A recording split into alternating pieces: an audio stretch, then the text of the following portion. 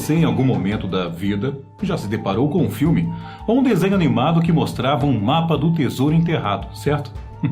Não é de hoje que o encanto que as histórias de piratas exercem na mente do ser humano. Essa vida livre, desprovida de amarras e leis, sempre foi objeto do desejo de todos. Permeando isso, ainda temos o romantismo das lendas de tesouros incríveis, os quais, muitas vezes, eram escondidos em locais inóspitos e que só poderiam ser encontrados por aqueles que dispusessem de fantásticos mapas, alimentando ainda mais o imaginário popular com sonhos de riqueza fácil. O cinema e as obras épicas de Hollywood trataram de eternizar nas telonas muitas dessas lendas e até mesmo recontar histórias reais sobre esses corsários que desbravaram os mares do planeta. Agora, um grande exemplo disso, ainda que ficção, é do famoso pirata Jack Sparrow. Bem como dos piratas Barba Ruiva e do Capitão Gancho. Mas não apenas de ficção viveram os piratas. Muito pelo contrário. Alguns nomes foram retratados ao passar dos anos, isso à exaustão, e muitos deles gravaram seus nomes na história. Que coisa incrível, não é? Quer seja por seus feitos, quer seja pelo ódio que nutriram em reis e governantes, chegando alguns a terem recompensas por suas cabeças até maiores que os tesouros que na época conseguiram aí acumular e esconder. Dentre eles, podemos citar Roberto Cofresi, o pirata mais famoso de Porto Rico, com direito até à estátua em Cabo Rojo. Roberto Cofresi foi uma espécie de Robin Hood, conhece a história? Robin Hood do Caribe, no final do século XVIII. E mais um pirata, Henry Avery, o qual atuava como pirata nos oceanos Atlântico e Índico em meados de 1690. Esse aí ficou conhecido por seus contemporâneos como Rei dos Piratas. Olha o título, hein? Sir Francis Drake, conhecido pelos espanhóis como El Drake, para os ingleses, Francis Drake, era um cavaleiro condecorado pela Rainha Elizabeth I. Olha só a história. Já para os espanhóis, ele era um odiado pirata. Tanto que o rei da Espanha chegou a oferecer uma recompensa de 20 mil ducados. Seria hoje mais ou menos mais de 6 milhões de dólares nos dias atuais. Por sua cabeça.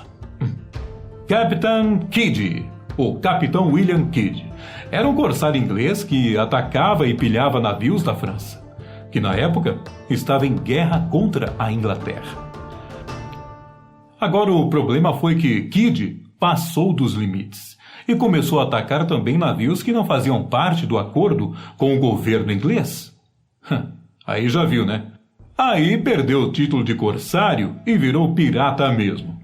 John Hackham, mais conhecido como Calico Jack, foi um famoso pirata inglês no Caribe do século XVIII.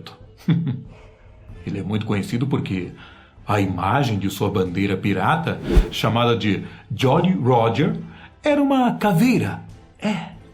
Lembra dos piratas, né? Sempre tem uma caveira lá. Anos mais tarde, essa veio a ser imortalizada nas histórias e no imaginário popular como sendo a bandeira dos navios piratas. É ou não é? Viu lá uma caveira com os ossos cruzados, é um pirata. Black Bart Bartholomew Roberts, ou Black Bart, foi um dos piratas mais bem-sucedidos do seu tempo. Olha, se tem um pirata bem-sucedido, é esse. Conhecido por seu cavalheirismo, foi o Roberts e sua tripulação que desenvolveram os 11 artigos do Código Pirata. Você não sabia que pirata tem código? Tem sim! Uma ética própria da categoria. Black Bart chegou a capturar mais de 450 navios em todo o continente americano. E olha lá agora minha pronúncia no inglês, hein? Edward Pitt, Blackbeard. Se Calico Jack imortalizou o Jolly Roger com a caveira e 2 espadas, o Barba Negra, Blackbeard, foi o responsável pelo estereótipo do pirata terrível, com aparência assustadora, à la Capitão Gancho. Edward Pitt era inglês, mas, como muitos outros, fez a sua fama como bandido implacável no Caribe, a bordo do navio chamado Vingança da Rainha Ana. Aos aficionados por jogos e videogames, vale lembrar que Edward foi o nome dado ao personagem principal do jogo Assassin's Creed Black Flag, um dos principais jogos da franquia Assassin's Creed, o qual atrela sua trama e fatos históricos da pirataria mundial, principalmente a região do Caribe. É possível que Edward tenha sido o mais famoso pirata de todos os tempos. E é inegável sua influência na composição de todos os personagens que conhecemos até agora. Agora uma pausa para desconstruir ideias e teorias. Muito se engana quem pensa que só existiram ou que ficaram famosos apenas homens que atuaram como piratas. Não, não. A história nos mostra que tivemos sim mulheres que se dedicaram com maestria ao mundo da pirataria e o desbravamento dos mares, contrariando aquela máxima tão divulgada de que a tripulação dos navios não concordava com mulheres a bordo, sob o risco de trazerem má sorte para a embarcação. Podemos citar pelo menos 3 mulheres que ficaram muito famosas como piratas. Primeira, Anne de Levaux, apelido que quer dizer Deus quer ou vontade de Deus. Foi uma pirata francesa, até onde se sabe. Poucas informações são disponíveis sobre ela, que teria vivido entre 1661 e 1710. O que há de confirmado é que ela se casou com Laurens de Graaf, esse sim, pirata confirmado. O mercenário holandês de nascença passou pelas Ilhas Canárias, pela Jamaica e pelo território atual do Haiti, sempre com Anne ao seu lado. Atribui-se a ela a desconstrução da lenda de que mulheres a bordo traziam má sorte. Muito pelo contrário. Anne Bonny nasceu na Irlanda, mas sua família se mudou para o Caribe, quando ainda era muito criança. Ela cresceu nas Bahamas cercada por piratas, e, apesar de ter um pai comerciante e bem de vida, acabou sendo desertada por se casar com um fora da lei, chamado James Bonny. Alguns anos mais tarde, Anne Bonny conheceu o renomado pirata Calico Jack e fugiu com ele, virando parte da sua tripulação. Agora, em 1720, o navio deles foi atacado pela Marinha Real. Bonny declarou que estava grávida e teve sua condenação adiada. Ela acabou sendo perdoada e viveu até os 93 anos de idade. Agora uma outra, Mary Read. Conheceu? Deixa que eu te explico. Passou boa parte da sua vida disfarçada de homem. Fez parte do exército britânico e da Companhia das Índias. Quando na tripulação do navio que ela trabalhava se amotinou, Mary, disfarçada de Mark, se tornou pirata e parte do time do Calico Jack, a mesma tripulação de Anne Bonny, inclusive. A própria Anne Bonny teria se interessado por Mark, que depois disso acabaria revelando sua verdadeira identidade. Fato esse também relatado no jogo Assassin's Creed Black Flag. Quando o navio foi capturado, Reed também revelou estar grávida de um prisioneiro que era seu amante e escapou da condenação à morte. Não teve, porém, tanta sorte. Morreu em uma prisão jamaicana por complicações da gravidez. Agora você deve estar se perguntando se a nossa história acabou. Por certo, é aqui que nossa maravilhosa história começa. E se eu te contasse que, diferente da ficção, um dos maiores piratas da história mundial viveu aqui no Brasil e também escondeu seu imenso tesouro em terras brasileiras? Ai, você deve estar assim, não, Maurício, que é isso? O protagonista da nossa história nasceu no início do século XIX, em Cork, na Irlanda, que na época fazia parte da Inglaterra. Oriundo de uma família bastante abastada, viu? Estudou em uma escola para príncipes e depois de se formar, ele entra para a Marinha Britânica. Mas, por conta de uma briga na qual feriu de morte um capitão, ele acabou resolvendo aí fugir e se tornar um verdadeiro pirata. O ano é 1880. O inglês Edward Stammers, recém-chegado ao Brasil, conhece um velho de 80 anos, morando em um pequeno casebre, no bairro Pilarzinho, em Curitiba. O velho era uma figura de certo modo bem conhecida na região, embora não fosse de muita conversa e de pouquíssimos amigos. Era famoso por ser resguardado e muito austero com quem falasse com ele.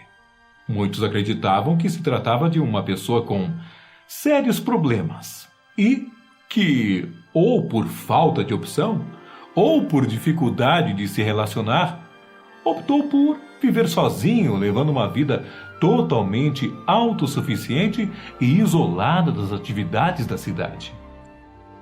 E olha só, escolheu para sua moradia uma região de mata nativa bastante isolada e que hoje ainda se mantém preservada como área de reserva interligada ao conhecido parque da capital do Paraná. Comenta-se que um dos principais motivos do seu isolamento era pela dificuldade de se comunicar, haja vista que era estrangeiro e falava uma língua inglesa. Entendia razoavelmente o português, mas expressava-se com extrema dificuldade. E foi essa proximidade linguística que fez com que Edward acabasse sabendo da existência desse senhor, que vivia isolado e que, possivelmente, também fosse da Inglaterra, assim como ele. Agora, logo que chegou, foi se apresentando, e a comunicação entre os dois acabou fluindo de uma forma muito rápida, tendo em vista que falavam o mesmo idioma. Foi então que o jovem Edward soube que ele se chamava Zumiro, embora os locais o chamassem de Velho do Mato, que é bem conhecido na região a história até hoje. De pronto, foram estreitando os laços.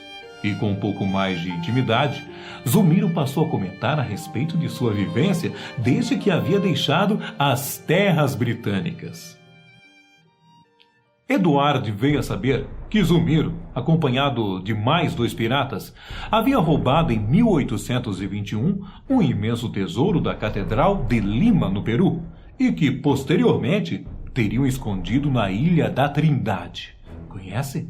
É, lá no Espírito Santo.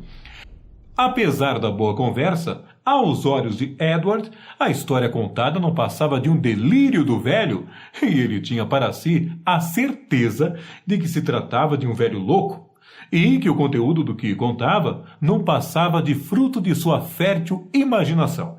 Bom, depois de ouvir toda a história, o inglês fez um pacto e uma promessa ao velho de jamais contar o que havia sido dito. Pelo menos enquanto ele fosse vivo, né? E assim foi o seu acordo. O tempo passou. E, já casado, Edward resolve se mudar para o Rio de Janeiro, a cidade maravilhosa, acompanhado de sua esposa e 5 filhos. Agora, das histórias do suposto pirata, guardava apenas a lembrança como sendo uma lenda contada por um doido.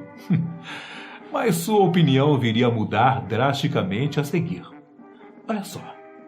Certo dia, como de costume, acordou e foi ler o jornal. De pronto, deparou com uma matéria que contava exatamente os mesmos fatos narrados por Zumiro, lembra? A respeito do suposto roubo efetuado por um pirata russo que tinha uma enorme cicatriz no rosto e era conhecido como Zarolho, acompanhado de um britânico também, que era Zumiro, e um espanhol chamado José Sancho. Ainda estarrecido e quase nem acreditando na matéria que acabara de ler, Eduardo se apressa e manda um telegrama para Curitiba e vem a saber, em seguida, que Zumiro havia morrido há 7 anos. Agora, seguindo a promessa que havia feito, ele resolve fazer o quê? Então, contar o que ouvira do velho pirata. Obviamente, buscando também os seus 5 minutinhos de fama. Insistentemente, Edward mandou cartas para a redação do jornal, vindo a ter a sorte de ter todas elas publicadas. Verdade. Nem bem estava desfrutando de tudo que as publicações estavam gerando, Edward veio a despertar um absurdo interesse de pessoas que queriam a todo custo buscar informações sobre o paradeiro do tesouro e os detalhes do seu esconderijo, lá na Ilha da Trindade, no Espírito Santo. Tal qual suas cartas, o inglês guardava em seu baú as anotações com tudo o que sabia e aprendeu ouvindo as histórias de Zumiro. Foi com base nessas informações que se pôde, mais tarde, saber o motivo de sua morte violenta.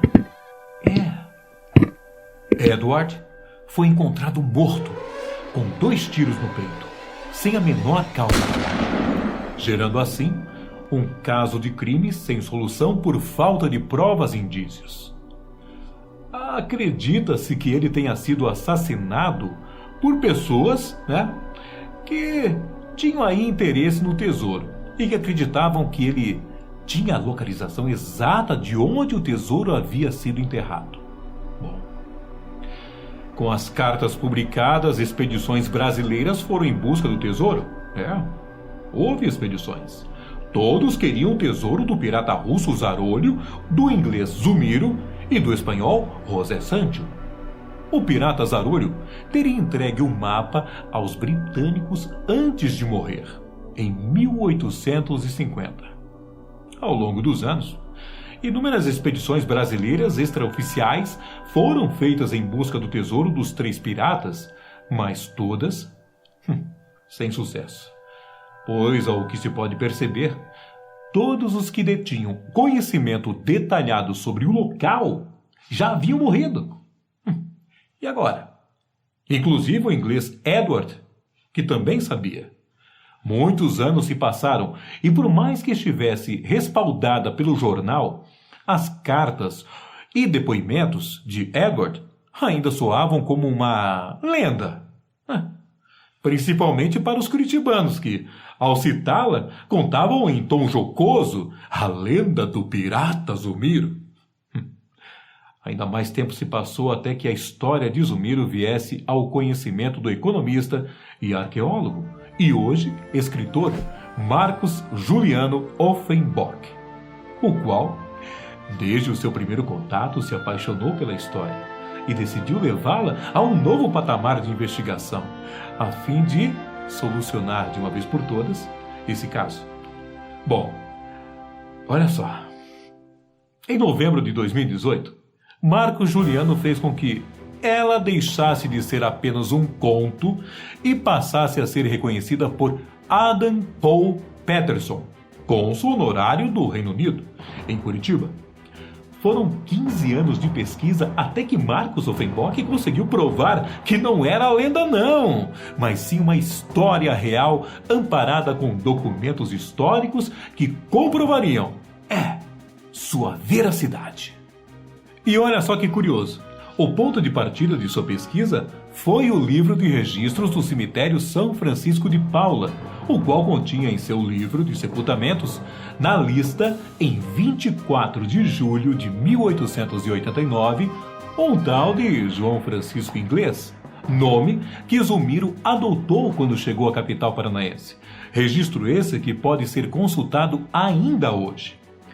Além dos documentos do cemitério de Curitiba, Marcos localizou outros documentos do pirata, de quando ele viveu na Inglaterra. E olha só, em 1798, a cidade de Cork, na Irlanda, ainda fazia parte da Inglaterra. E foi nesse lugar que Francis Hodder, que mais tarde se tornaria o pirata Zumiro, nasceu. De família rica e com privilégios, estudou no Eton College, uma escola interna para garotos, fundada em 1440 por Henrique VI, na Inglaterra. Atualmente, a instituição educa mais de 1.300 jovens em idades entre 13 e 18 anos. Com 13 anos, Francis Hodder, o nosso Zumiro, entra para a escola e anos mais tarde passa a integrar a Marinha Real Britânica. Porém, sua estada não durou muito tempo, pois, devido a um desentendimento e uma briga, veio a matar um oficial britânico e foi obrigado a fugir, pois sabia que iria para a corte marcial. E a pena para tal crime seria a pena de morte. por enforcamento sem direito à defesa. Ainda que ele tivesse razão e fosse legítima defesa, pois havia matado um oficial britânico. Mais tarde, relatos foram encontrados explicando a causa que, possivelmente, tenha sido o orgulho de Francis Hodder, o nosso Zumiro, que por vir de uma das famílias mais ricas, se não a mais rica da Irlanda, era de certo modo insubordinado e não aceitava cumprir ordens facilmente, ainda mais de pessoas menos importantes que ele. Foi assim que ele despertou e abandonou a carreira na Real Marinha Britânica, vindo a aportar na Flórida, onde embarcou como imediato em um navio negreiro. Não é segredo que naquela época o tráfico de escravos e a pirataria andavam de mãos dadas. É sabido que nesse período ele participou de um motim onde tomaram um navio e hastearam uma bandeira preta. Bom, aproveitando tudo que vinha acontecendo, Francis resolve mudar de nome para Zumiro, que era então seu nome de guerra, como era chamado a bordo do navio, e decide então deixar em definitivo para trás o passado aristocrata e a carreira na Marinha Britânica, passando a assumir de uma vez por todas a persona de Pirata Zumiro, associando-se a mais dois foras da lei: Zarolho, o russo, e José Sancho, o espanhol. Após esconder em 1838 o tesouro na Ilha da Trindade, cada um dos três seguiu por caminhos diferentes.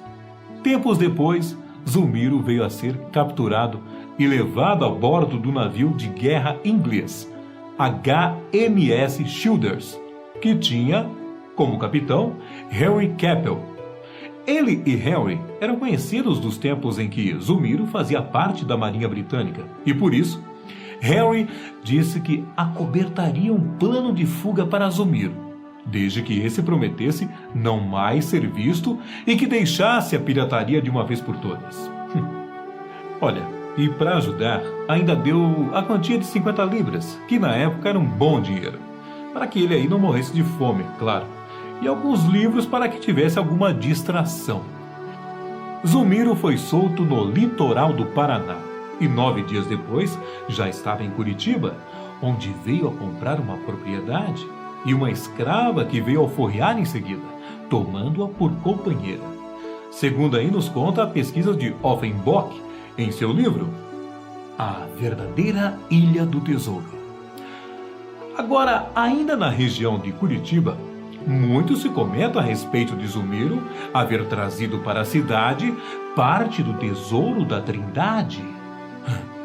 Essa lenda continua. E que havia escondido nos túneis de um famoso bosque local, gerando assim mais uma famosa lenda na cidade relacionada aos seus secretos túneis que cortam o seu centro histórico e que remetem ao período da Primeira Guerra Mundial ou até mesmo antes, ainda em referência às explorações e assentamentos jesuítas.